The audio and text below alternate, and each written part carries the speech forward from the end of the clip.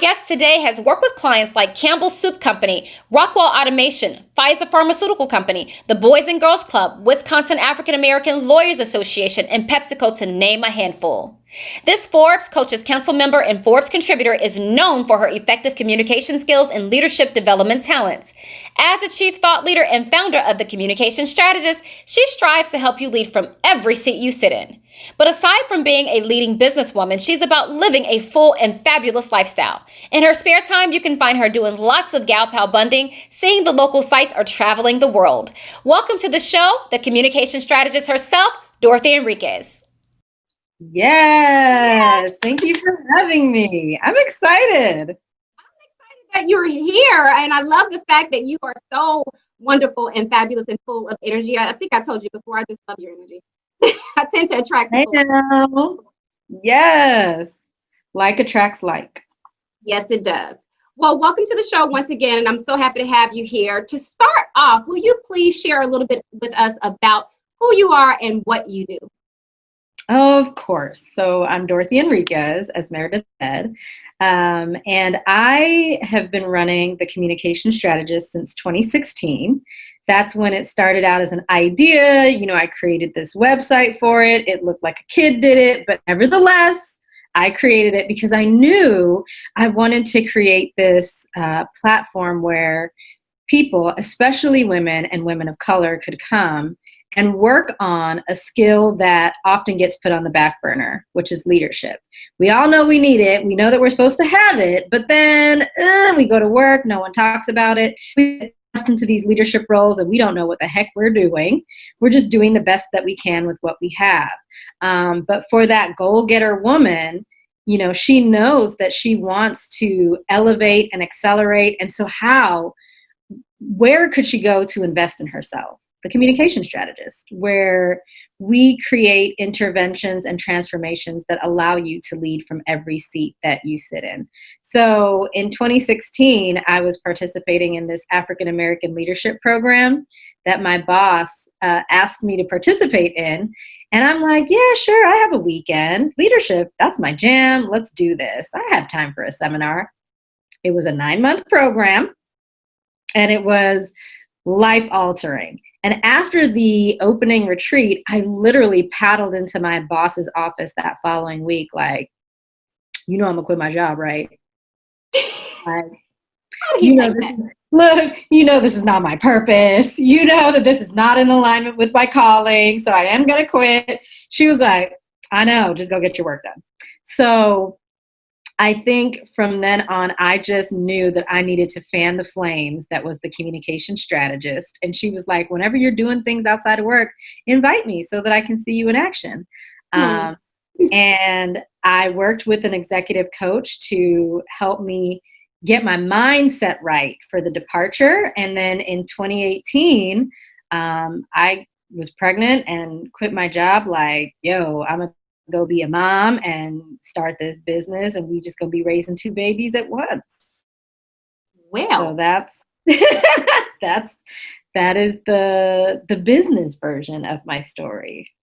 Well, let's talk a little bit more before we jump all the way into the business, because I love the fact that you are such an outgoing spirit. I love the fact that you are a girly girl, like you are a girl's girl.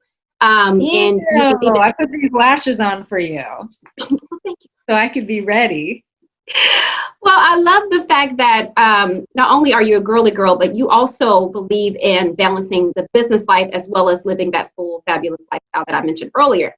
I know for me, that's super important. And I know you had mentioned before that you are from Bahamian descent. Belize. Tell us a little bit more about that. Do you get to visit much at all these days? No, not these days. But my mom is there right now. So I'm what you call a third culture kid. So I am born in Italy, raised in Japan, but I'm Belizean by ethnicity. But I've lived most of my adult life in the United States. So what's interesting about that is I am just like, a global citizen.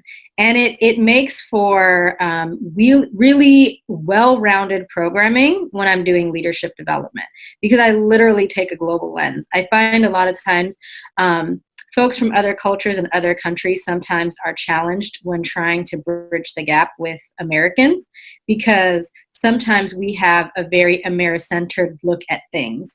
And that doesn't always help when we're trying to work across the table. And so with my background and having, that focus literally in intercultural communication, it is absolutely a game changer because I'm worldly. And, being of Belizean descent and having these Caribbean parents that are like, look, y'all, you're going to know where you come from. And being able to go back and forth to Belize my entire childhood into my adulthood, it was really grounding for me, because I think sometimes people will be grounded in, their faith, which I think is wonderful, which is, I'm definitely grounded in my faith now. But growing up, I was like, whatever. But my culture was a thing. And so whenever I was lost and I didn't know where to turn or what to go back to, it was more like, this is who you are. You are a proud Garifuna woman. Know your history. Know exactly where you came from. Know exactly how we got here. And make sure that you make the Enriquez name one for the books. Like, don't be out here disgracing this bloody family. So I think that having that cultural background and being able to travel all over the place initially was something that I probably took for granted and thought that this is what everybody does. Like I went to South Korea for spring break. Who does that? Mm-hmm. My mom was like, this is going to be so much fun. We're going to go shopping. It's going to be great. So having this, global background has been helpful. And I'm grateful that my parents were so thoughtful about making sure that my sister and I had this really robust background. I always say, because I'm a traveler, I love to travel all over the place and go from continent to continent. But I've always said, I've traveled my entire life since a little child. And when I became an adult, I continued on and went even further than where my parents had taken me and my sibling. Yes. But I always say that travel, especially in business, is always a good thing because it adds some context to you. It gives you a way to not only explore and become very comfortable with other cultures and the way they do things, but in business, people are always very wild, and folks don't realize that I think it's less than 30% of American citizens actually have a passport to travel. And so it gives you an edge, a competitive advantage. And so, outside of you really expanding your life and expanding your perspective, it's really good to have that travel background, like you said, in business, because you get a different view of things. Well, now, obviously, we share some synergies in terms of our career paths, in terms of, how we like to travel. But during our previous conversation, you had mentioned experiencing somewhat of an uneasiness during your career due to not always knowing how to move in the corporate American life or just in corporate life, period. Even with that part, being the one deemed as a subject matter expert and someone who would typically engage with the senior and executive leaders, especially from the coaching standpoint, during your day-to-day responsibilities. Mm-hmm. Would you mind adding some more color to exactly what your responsibilities were when you were a corporate leader? So I worked at a bunch of different places. So I spent the majority of my time in training, learning, and leadership development, instructional design, all of that. So I was in sales, I was in operations, I was in human resources, and you would think being in these different types of roles and being in a role where you're always helping folks learn. Now, it wasn't always, some of the learning that I was doing was technical learning, like here's how to use this platform, here's how to interact with this user interface, blah, blah. Here's how to perform this surgery. Here are your medical terms. So it wasn't always like, let me help you be a leader. It wasn't always that. But in being in those different departments and being in a learning role, a facilitating role, and a leadership capacity, you would think that you would know the rules. You would think that you'd have the inside track and just be able to kind of get in there through the back door.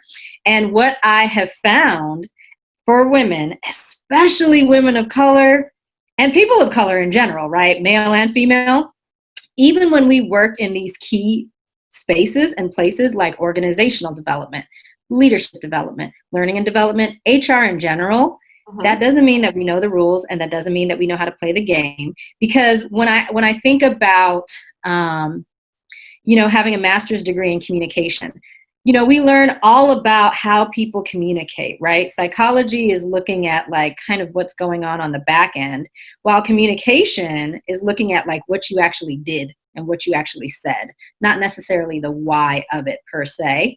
And leadership development is the same way. It's not filtering for oppression. It's not filtering for systematic racism. It's not filtering for, processes that are designed to advance maybe a capitalistic society. It's not filtering for all that. Right. So just because you work and live in that space doesn't mean that you're going to have all the rules and the playbook and the cheat codes that you can overlay on top of your experience and expertise as a recruiter, or as a learning professional, or as a people development advocate, whatever titles your organization has. You can still literally be on the struggle bus. And for me, when I'm working with my individual clients, like the business to consumer side of my business, I always say I barely survived corporate, barely. Wow. And I want people to thrive. But I believe the way you thrive is not by working harder, it's by working smarter. You need 3 key relationships happening in and outside of that workplace so that you can, and you need a coach, you need a support system, you need the classes that are going to filter in the stuff that I talked about. Yes, you need the leadership development piece, but you also need to understand that your work environment might be racist. There's not that many work environments that are like coming through like Ben and Jerry's. There are not that many work environments that are anti-racist. They say they are, but your whole system would have to transform if you're truly anti-racist, right? So yes, you have to be able to overlay what is actually happening with the theory, right? And looking at the practical pieces so that you can win if you want to play the game. But this whole like, I didn't come here to play these games, I just want to do my job, you will struggle. It will kill your career before it gets started. Yeah, you have to be open to different people and different views and different ways of doing things when you're especially in corporate, because you're working for someone else's brand. So you're pushing their initiative, not your own, really. Right. So what was it like for you when it came to leading certain projects at work or certain initiatives in the corporate sphere, in terms of personal challenges that you might have placed on yourself, or as well as external barriers that others may have placed on you? Ooh, top of mind, biggest barrier was not understanding the criticality of relationships. Let me tell you something. So I think it's so important to be able to work across the table. I feel like we hear that a ton in politics, like reach over to the other side. This rule applies at work. This whole idea that, you could have a project that involves 5 different departments, and yes, you sent the email. Yes, you sent the calendar invite. Yes, you included the pre-read. Yes, you sent recap notes. Girl, if you don't do the rest of what you're supposed to do, these projects will go. They might even be semi-stellar. They're not going to have the impact on your career that you thought they would have, though, because the 5 people in those other departments, you needed to build relationship and rapport with them. I get that you sent the email.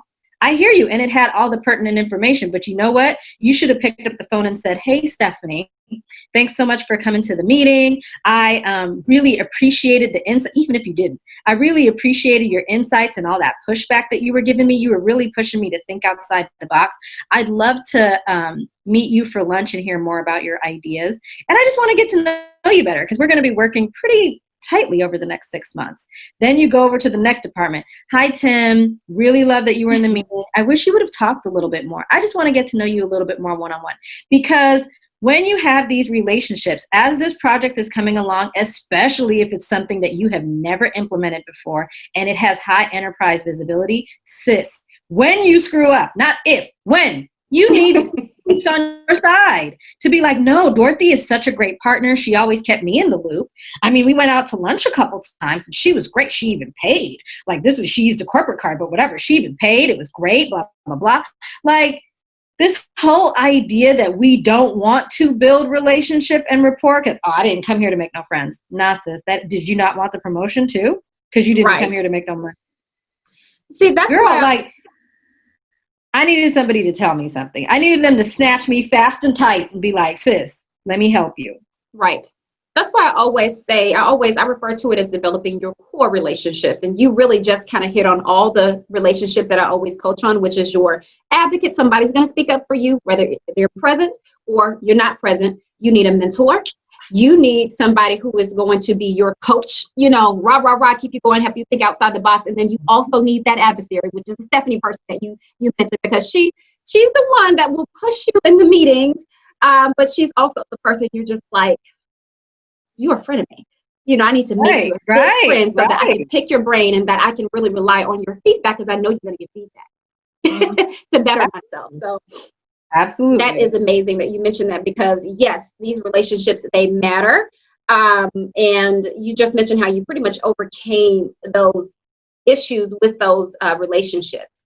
Now, here's another thing. While as businesswomen, all around the globe have become more and more consistent in our efforts to break that glass ceiling and to take on more significant leadership roles in the workplace, and to also become even more of a greater force in the entrepreneurial spaces, there always seems to be a new misconception on the horizon about women who choose to take the reins and become leaders in their careers.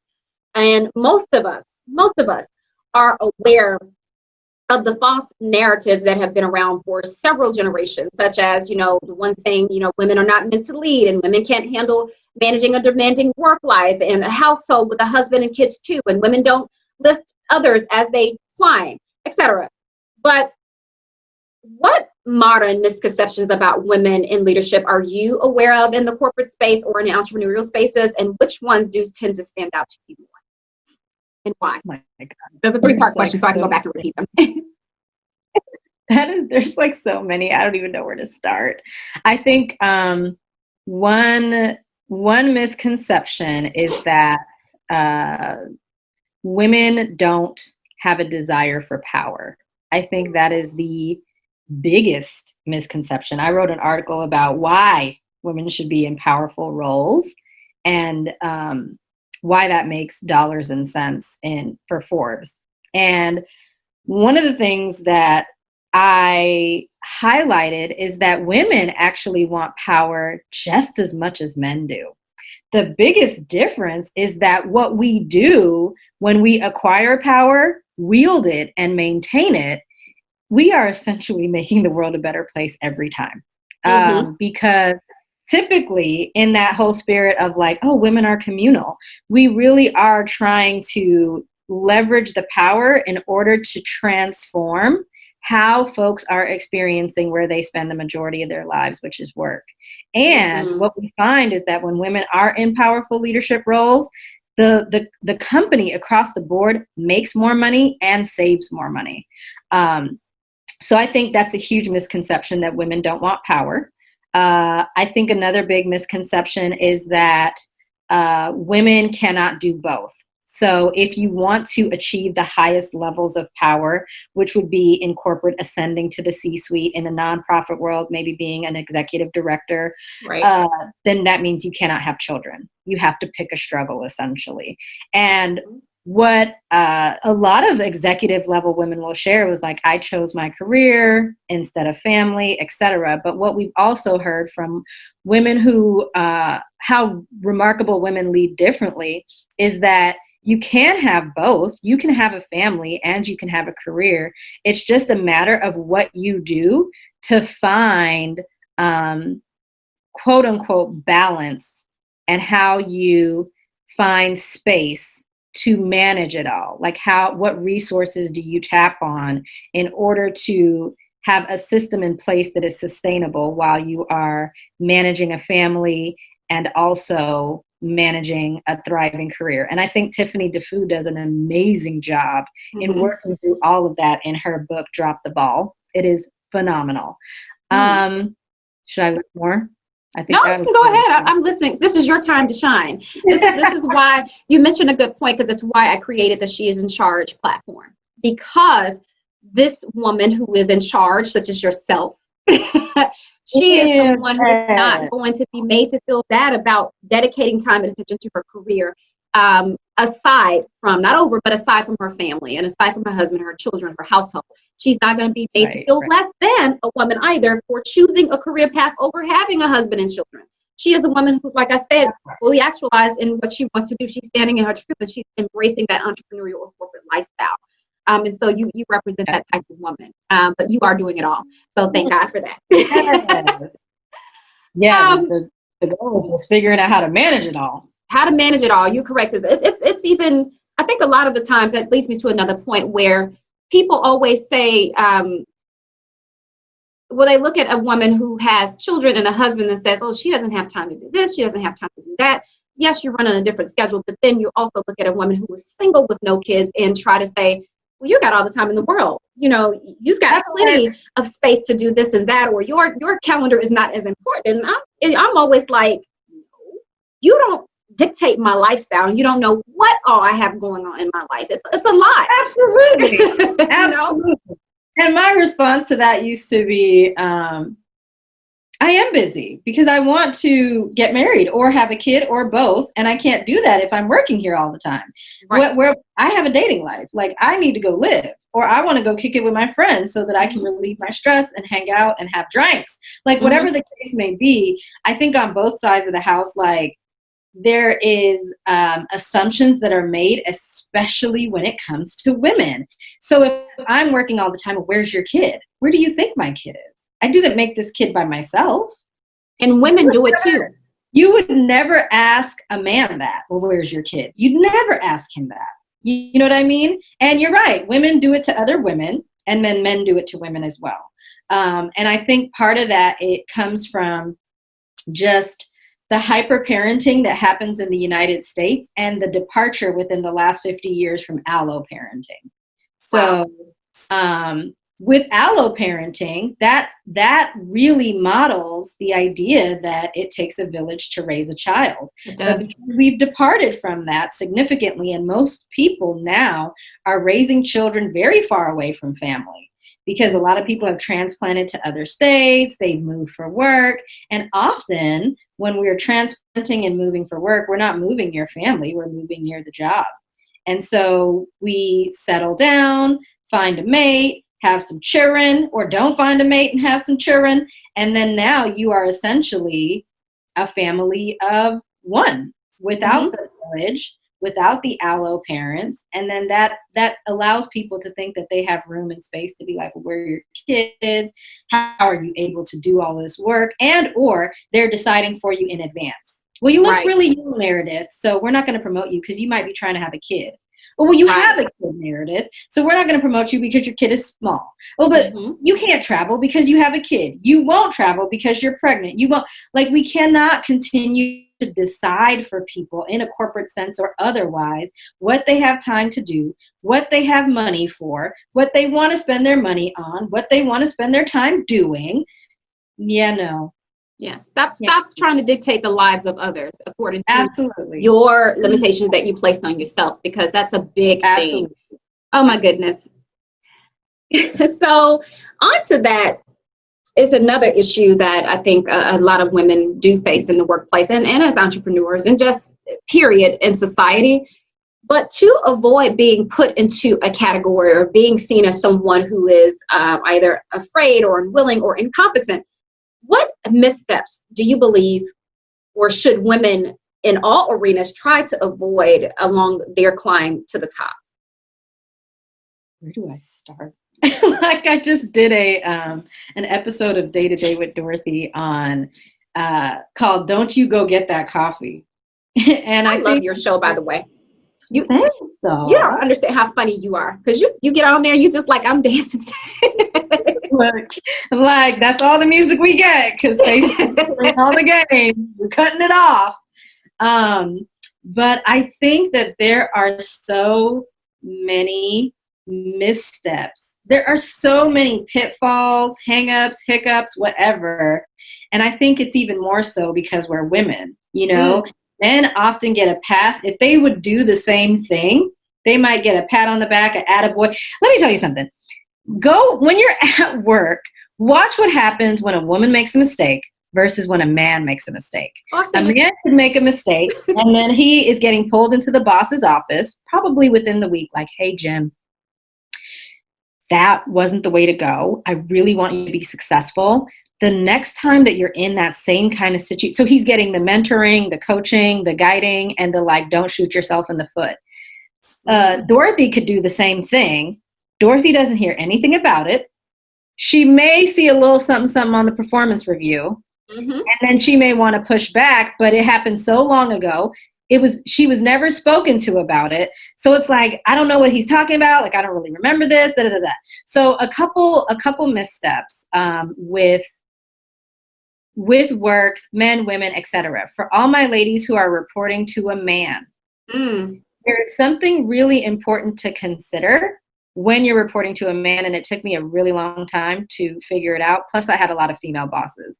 So when you're reporting to a man, a lot of times, if you are having hiccups and hangups with the way that your boss is communicating to you or the way that you're communicating with them, you're like, damn, it's like he just doesn't get it. If you are married, if you have a boyfriend, if you have a father, if you have a brother, even if they're not in corporate, call them and explain the situation and then just say, what should I do? And then you shut it, be quiet, let them talk. Because what this person will do, brother, father, boyfriend, husband, best friend who's a dude, he will essentially mansplain it for you. That way you can go back to your boss and start showing up differently. Sometimes as women, especially if you're used to reporting to females, the way that we communicate with our male leaders, they're like, what? Huh? Right. For example, a lot of times at work, we may say, hey, I'd like to take a day off. And, you know, maybe you say what it's for, maybe you don't. But with the man, don't ask, just tell him I'm taking a day off, because that's what men do. You know what I mean? Now with a woman leader, it might make more sense to say, hey, I'm thinking about taking a day off. Is that okay? Because that's how women communicate. Women communicate and build all this relationship and do all this stuff that we do, but that's how we're built. We build community. When you're communicating with a man, it's totally different. Also, you know, if you think about sometimes for women, if you like have a boyfriend and you're talking and then it's like he's not processing or listening, it is the language that we're using and choosing. And so when we're at work, if we're reporting to a man, sometimes we have to like just almost cut to the chase, but also think about what's going to be driving him and what's important. And I think for me, I didn't have a ton of male bosses. So trying to figure that out and navigate that, it was really, really difficult because I didn't even know that that was a thing. And it was essentially slowing me down. And like I said, I was in HR, I was in leadership development, but I've never taken a leadership development course that's like how to deal with men in the workplace so that you can get ahead. That is a course that needs to be taught. And I was actually in my corporate career in HR, I was lucky enough to have the majority of my leaders to be women. However, like you said, we get into the weeds with when you start having immediate directors or your immediate partner or your immediate boss or your executive leader who is a man.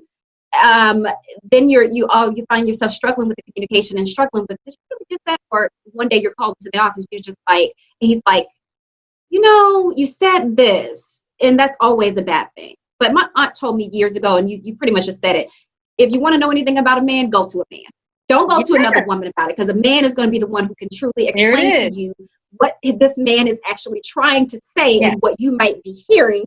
And it works out that way. But there have been times, like in my last corporate position that I held, one of the last ones that I held, was lucky enough to work with a company where all except one of the leaders were women. which That's a was lot of nitrogen. an awesome experience for me. But I noticed the difference in communication drastically, because anytime I would communicate with them, it's a community thing. We got each other, you know, it was great. But then coming to him, he was oversold. Oh my God, I learned that men really appreciate direct and to the point. Yes. I felt like you can be a lot more outspoken though with men than with women. Like, you know, you don't want to come off like I'm one of the boys, but I'm in here, I'm cool, you know? Right. So yeah, you made some really excellent Absolutely. points. I think that's so true. And even when you're constructing your emails, go back and reread it and figure out how many words you can delete and still have it make sense. Yes, that's a major one. Because they'll tell you in a minute, can you just get to the point? A man will tell you that, can you just get to the point? And if you can send things in format, do that. But I think, you know, it's sometimes just not understanding who you're dealing with, not understanding your audience. As women can be a little bit of a CLM, a career limiting move. I think, you know, when you are at work and you're not conscientious of the environment and the rules, it's another way to shoot yourself in the foot. For example, how many men introduce themselves with nicknames? Hi, my name's Meredith, but you can call me Mare. All my friends call me Mare. Now, see, that one, you know what? I don't know if I've ever run into any women who would introduce themselves with a short name, because I don't shorten my name, and I don't like for people to always shorten my name, because it's like Meredith. We don't get into that, because that's why I love your name being Dorothy, because I'm like, oh, another Black woman with kind of an old school name. This is your grandma's name, okay? Like, and I don't let people shorten my name. And again, it's one of those ways when you are trying to establish your brand at work, you don't want people calling you Mare. I mean, your friends can call you Mare, and like your closest colleagues at work, when y'all are partnering together and they call you Mare, that's fine. The last thing that you need is an executive being like, hey, Mare. Like, they're not, hey, Timmy. Like, they're not men. Like a child. That's like a child when you say, you're a child. You're over that point. It's childlike. And again, for women, we want to be taken seriously. We want to be able to highlight our points. We want to be able to lift up unique perspectives and to transform the culture in this organization and beyond for our customers. You get to call me Doro. Hell is or that? Doc or Dottie. That's not it. And I think the other thing that we tend to do without even thinking about it is we shorten our name in the sense of like, hi, I'm Dorothy. No, I'm Dorothy Enriquez. Right. Men don't introduce themselves like this. Like, we do things and we're essentially like not following the rules, but then in not following, and I'm using like big time air quotes, like whole hand air quotes, because we didn't create these rules, but in not following the rules, it's not helping us to be able to leave as much glass on the floor as possible when we want to break these ceilings. Because what we know for most organizations is that when you look at all the charting for where women drop off and then sometimes take the off ramp, they're in the early management years, or and then they don't really ascend much further beyond that for a variety of reasons. And it's not, and competence is not one of them. No, we are highly competent when it comes to our work, our field of study, or whatever it is that we choose to do. Absolutely. We outpace men. We outpace men. But so it's not a competence thing. It's all of these other things that we are having to navigate and think through. And we don't always have a playbook. Like, it's always impressive when I see a woman in the C-suite and she's under 35. That's always impressive. It's rare, but it happens. It is rare, but it happens. And so to be able to watch somebody ascend, every time I've seen that, they have cultivated some of those key relationships in and outside of work. And they often have a mentor or sponsor that is a man. And often he is white. Like, yes. The idea that we don't want to cultivate these relationships and reach across the table, it absolutely slows us down. Now, is it possible that there is a woman leader who is a person of color who did none of that and she's under 35, sure, but she is absolutely the anomaly. Because no one is self-made. Like, none of these folks get to the top by themselves unless their father owned the company and they just got elected into that position. Everyone don't get me started. Because that I cannot tell you how many times that I ended up recruiting, hiring, offering different individuals, and I'm looking at them like, dang, you sure do favor so and so. Right. Nepotism. A lot of nepotism. Yes. You are dropping some major points. Audience, how are you liking it so far? Comment below, because Dorothy Enriquez is here giving you the business as a communication strategist. These are major points that we definitely have to hit on as women in the workplace, women in business. You're watching She Is in Charge, the platform where provocative, empowered, educated, and ambitious women come together to share our thoughts, experiences, and expertise about business through the lens of corporate and entrepreneurial leadership. When you subscribe today, you'll also gain lots of access to free resources, tools, tips, and strategies that will help you maximize your corporate and entrepreneurial value. I'm Meredith Ward, your career and startup CEO strategist, leadership coach, and host of the She Is in Charge platform.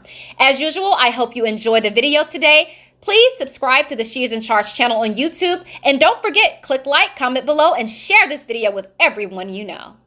Good points, good points, good points. Well, we talked about the confidence that we all have, but let's talk about the power of confidence and how it affects businesswomen, specifically in the area of communication. You know, science has proven that women typically demonstrate higher levels of leadership competencies than men. We all know that. They do. Like I said, we're light years ahead there. However, although women are better business leaders, studies also prove that many of us significantly lack confidence. Many women lack confidence, which is a quality that is often associated with assertiveness. But I still question those findings, because I wonder, is it really an issue of confidence, or does it have more to do with a tendency to overanalyze before making decisions? And I believe it is that we tend to overthink and be brutally honest about our skills and about our abilities before putting ourselves out there.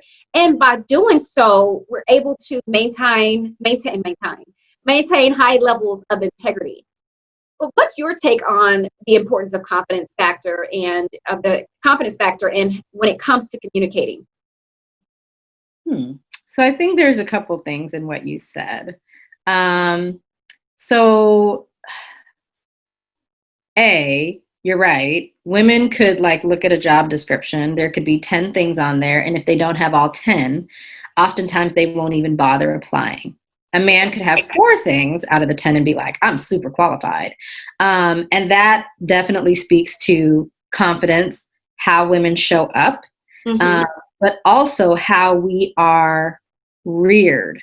And I think that is where the challenges lay as far as communication, confidence in leadership, and the confusion that we experience from a corporate standpoint between confidence and competence. Often we confuse the two and we think that they are synonyms, and they're not.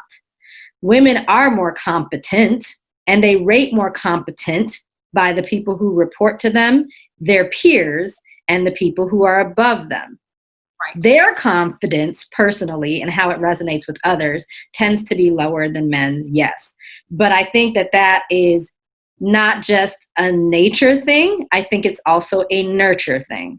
And so when we look at different corporate environments, there is retribution almost for how confidence can show up in women at different spaces and places in time. It's almost like when you're raising a little kid and you want them to be super empowered. Well, the only way that crap works is if they're super empowered with you.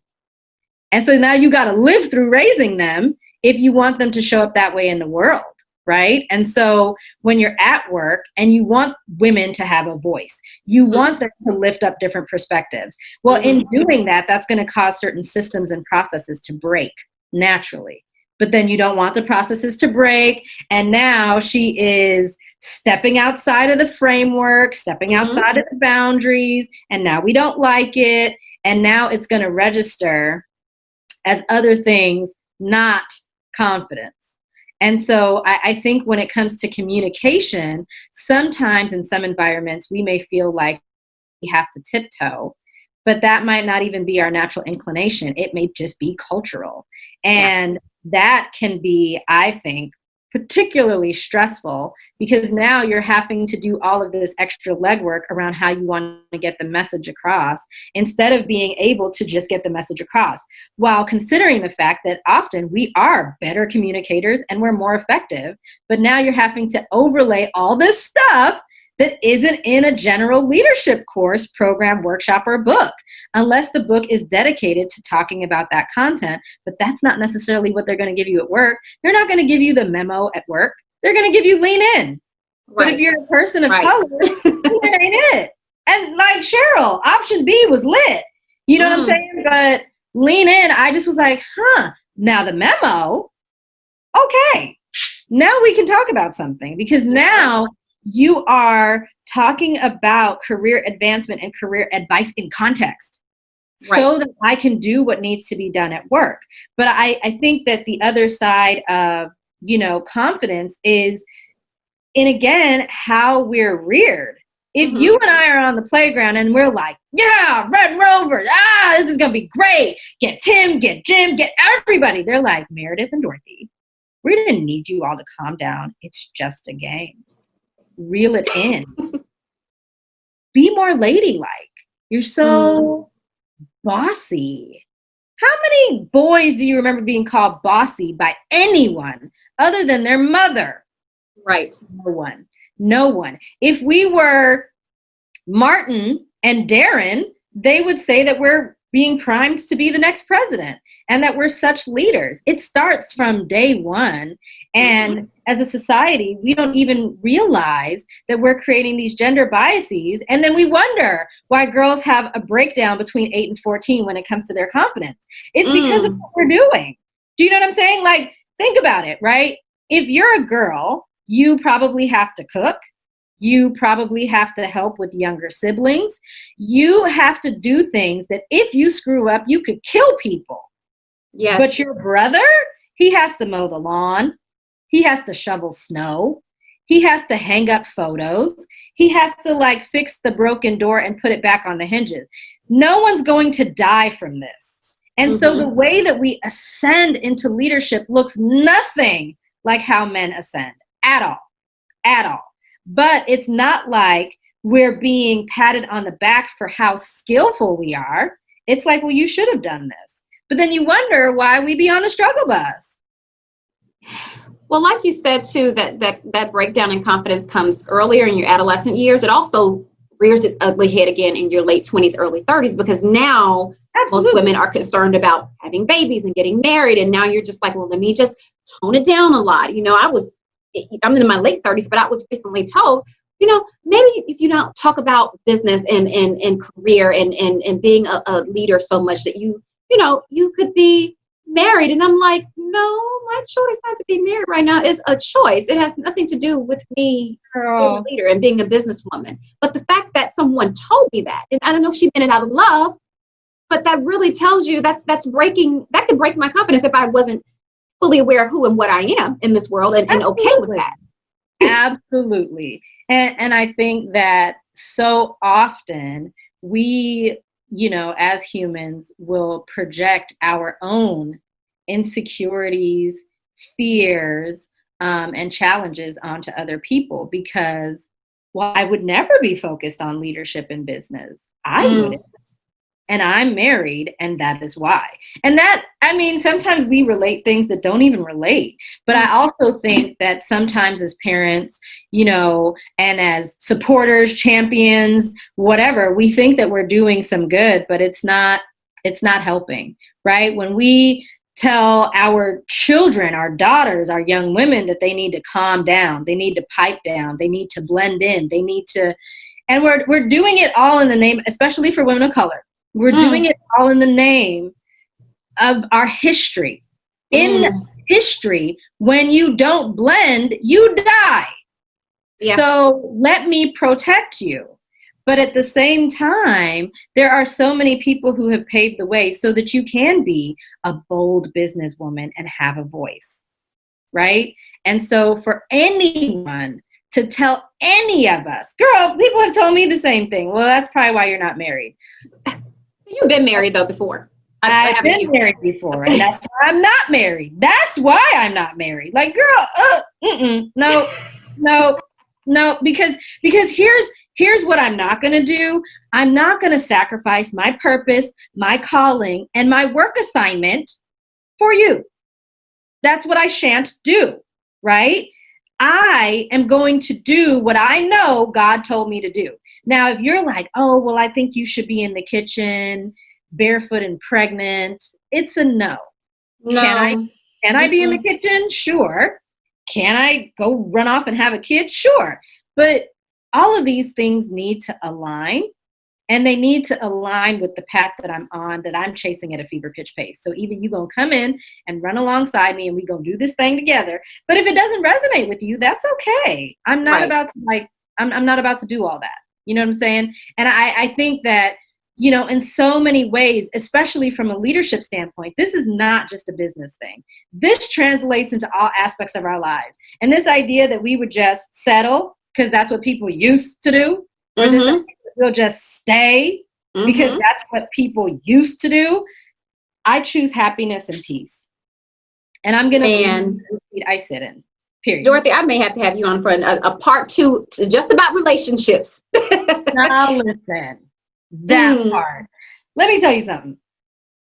For all my ladies, I wish somebody would have told me. And here's the thing with leadership, as we're trying to process and learn and grow, you can only process right from where you're standing. So I could tell you, like, this is how you become an executive. But if you are, you know, a frontline team lead, you can't process that just yet, right? And I think relationship is the same way. Before I got married, people told me all sorts of things. I have a master's degree in communication with an emphasis in interpersonal communication, okay? Like, I study this for a living.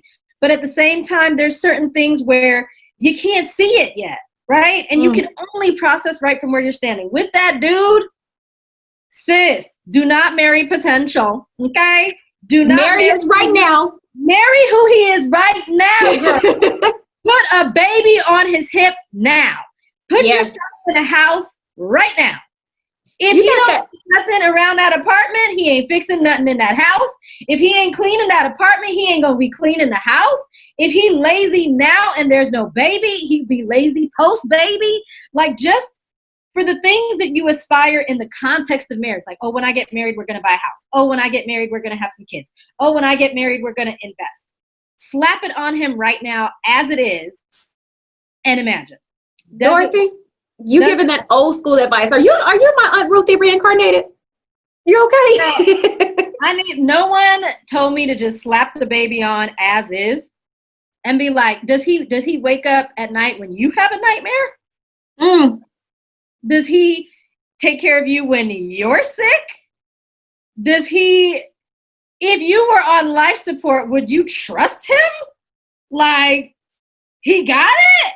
Because if he don't got it now, he ain't gonna have it then. That's it. You have to lead from every seat you sit in, and congruence and authenticity doesn't just apply at work. Exactly. Well, we hit on a little bit about how communication manifests differently between men and women. Emotional intelligence plays a major role in the process of communication, especially when you have to get down into the weeds and lead very hard or crucial conversations. And it's not just in the workplace, but difficult talks can arise with clients regarding contract, pricing, or even feedback if you're a coach like we are. Those are very hard conversations that can come up during performance reviews. It can come up during interviews, and especially when you're facing hardships such as job terminations or layoffs. In fact, as a leadership coach, I facilitate a course on emotional intelligence, and on the one of the modules is about teaching about mirroring. And because the great challenge of emotional intelligence is all about managing perception, or I like to call it managing authenticity, there is an effort also that has to be made around managing one's own authenticity. And the reason why I say that is because women of color, particularly Black women and Hispanic women, we're often perceived as aggressive. But instead of saying we're aggressive, the key words are usually, oh, she's fiery, or she's very blunt. I've even been witness to people making reference to women of color with statements like, she comes off, with an attitude, and I don't know how that'll go over with our team, which is then used as an excuse not to hire her or not to promote her. Coded but language. You are the communication strategist. Dorothy, what implication does a person's race or culture have on their ability to effectively communicate in terms of how the communication is perceived versus how they receive communication and from others, as well as the overall outcomes of communication? So my answer is none and a lot. Because in one sense, in the spirit of tiptoeing all the time, people can sense that and feel that. So it is important as women of color that we show up in an authentic fashion, and we try to be as congruent as possible. But what I always tell my clients and the folks that I coach, in the spirit of authenticity and congruence, you better be ready for the consequences. Yeah. And you don't get to pick them. But people across the board, as much as we have all of these labels attached to us as women of color, they respect authenticity and congruence far more than conformity, in the sense that you trying to over-index in pleasing and belonging doesn't register well like you think it does. You're like, oh, but I'm so likable. Sure, you're likable, but you're not getting the plum projects. Oh, I'm so likable and I'm so easy to deal with, but you're also not getting promoted. So you have to find balance and peace in being yourself. Having said that, that's the none. The a lot part is, as women of color, are we edgy? Sure. Sometimes. Are we spicy? Sure. Sometimes. Are we aggressive? Sometimes. You can find a range of emotions amongst women of color and a range of behaviors amongst the women of color, the same way you can with white women. White women have all of these same behaviors and emotions. So what I'll say in the a lot space is, sis, know your audience. See how people are conducting themselves in a meeting. And like Meredith said, you can employ mirroring sometimes, but you can also find ways within context of your cultural language and norms to still express yourself. What I mean by that is, you don't have to be a shrinking violet. You don't have to put a square peg in a round hole and just be like, I just have to settle for this life. No. If somebody steals your idea in a meeting, you can assert yourself and say, hey, I really like how you were playing on that idea that I just lifted up, because what I was saying was X, but I thank you for adding even more clarification to what I was saying. You can shake them all at the same time. You're not being, that corporate jujitsu life, people are like, did she just read me? Because if people don't know if you just read them and check them, then you're winning in these streets. You can even, when someone says like, with that justice that they're trying to put in to replace RBG, like, who does the laundry in your house? The same person who does the laundry in your house. And that's not what she said. She answered the question, but that could have been her response, right? Per Dr. Lacey Coppins Robbins. If someone's like talking over you, instead of saying be quiet or shut up, you can do the Kamala.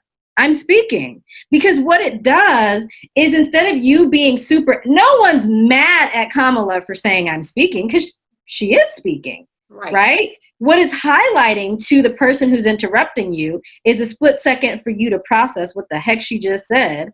I'm speaking, which means that you're not supposed to be speaking, and you had your shot. So I think that, yes, there's a lot that we have to overcome as women of color when it comes to having the tough conversations at work, having the crucial conversations, the courageous conversations. But I think sometimes, in the spirit of just, I can't do anything because I'm a person of color, like that we can't do that either. We still have to find our voice, because if we are going to lead, we have to be heard. And this idea that we have no voice or we need to shut it down, it's not serving anybody. And most of all, it's not serving us, because we're the ones who go home all salty and we need to go to happy hour to drink it off, because it's like, this is just too much. It's not fair. I can't speak my mind. You just may have to do a little bit of extra work sometimes as you figure out your company culture and environment to know your audience. And for conversations that you know ahead of time it's about to be hyped, sis, don't let this person be hearing your thoughts for the first time. That should not be the first time you're putting those thoughts together. I just talked about that on an episode of Today with Dorothy. You should practice and check your motives. If you know you have to have this crucial conversation, why? Why do you? It's like trying to correct people on the road while you're in your car. So you're the one who has to course correct them. You're the one who has to help them get it together. Why you? So check your motives. What are you trying to do? What is your true intention? And what do you want to be the end result of this situation? Jot your thoughts down. Prepare for the faces of defensiveness and practice. Practice with a friend. Practice with a colleague that you trust, or practice with a friend from a previous company, so that you can work on gathering your thoughts, so that when you go into this crucial conversation, you're ready. You can do this. And I get, like, especially for you and I, we're not passing. People can look at us and clearly see, like, they're chocolate. Honey, you know what I'm saying? Round, fine, I'm happy. There it is. Like, you are a brown-skinned girl. You are not invisible. People can see you even when you're trying to hide. Yeah. So stop hiding. Stop hiding. Stop hiding. Well, I have one final question for you really quickly, and then we're going to go ahead and close out. But I just wanted to bring attention to the fact this woman, this beautiful brown-skinned professional business cyclone over here, Dorothy Enriquez, you are a Forbes contributor.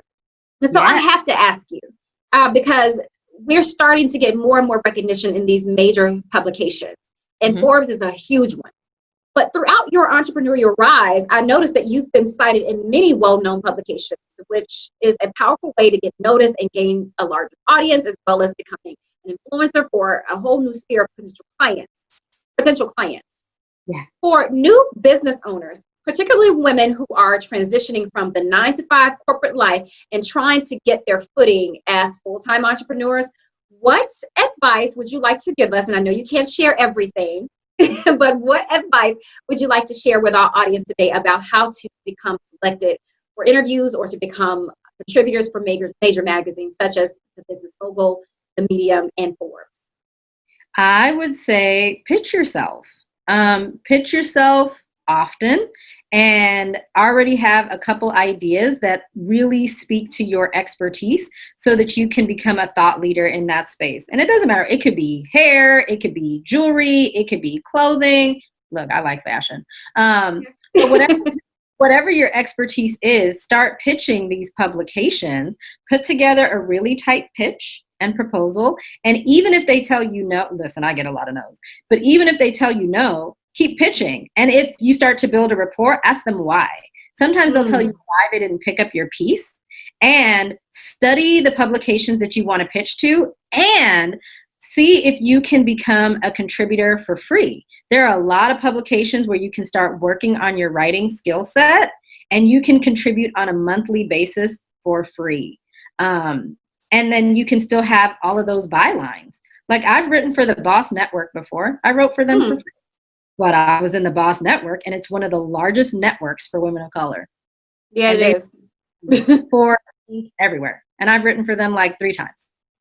So having those bylines, you know, like, you might not know that I didn't get paid for the Boss Network, right? But having the bylines to be able to say I wrote for the Boss Network, that's a big deal.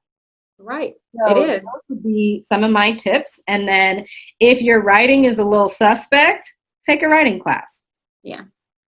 Grammarly. That too. Yeah. Grammarly. You can somewhat say it, I guess. Well, good. Thank you so much for dropping those $1 million nuggets. I always say everybody has $1 million nuggets that comes on this show because you all do. You are the boss. You are the leader. You are in charge. You are the She Is in Charge brand. To close out, tell us something unique about yourself, or if you will share a special quote.